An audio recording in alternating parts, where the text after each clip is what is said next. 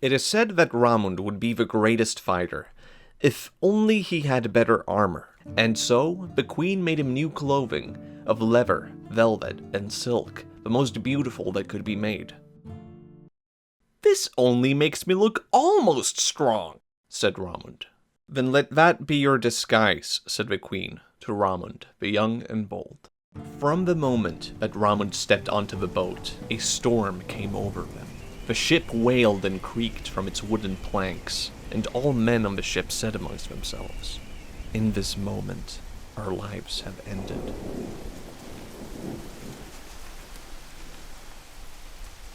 "Well, the moment has come and gone," said Ramund. "We may as well keep sailing then," said Ramund the Young and Bold. And out they sailed into the great ocean, until they reached the land of the giants.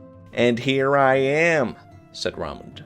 "And without a care in the world," said Ramund the Young and Bold. And Ramund walked into the mountains where all the trolls sat atop, and as he came closer, they began to cry at the sight of him. "Oh, don't cry for me," said Ramund. "It's not as if I care for you," said Ramund the Young and Bold. And Ramund started walking quickly, marching like a brave hero, and his strength caused such a marching beat that the trolls fell from the mountains one after another. "Is no one here to oppose me?"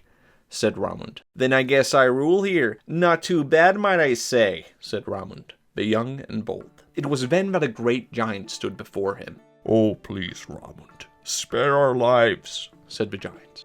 "Do not hurt us, for there's so much we could give you. 7 barrels of gold, shining as clearly as the sun. Jewels and gemstones from lands no man has tread, and the wine and mead so clear and plentiful that you and all your men could bathe in it." "Why would I care what you have to offer? I could take all of that if I wanted to," said Ramund. "And seemingly without a fight," said Ramund the Young and Bold. And so they wrestled until the giant held Ramund in his hands. But then Ramund pulled the giant's beard with such strength that all his teeth were ripped from his flesh. "And how awful is your grin now," said Ramund. "And your face is even worse," said Ramund the Young and Bold. And Ramund drew his large sword, which he called the Great Overexpensive, and he cut off the head of the giant, and it flew for 5 miles yonder. "I didn't come here to take your life," said Ramund. "But if you're so willing to offer goods over defending yourself, then I may as well take it," said Ramund the Young and Bold.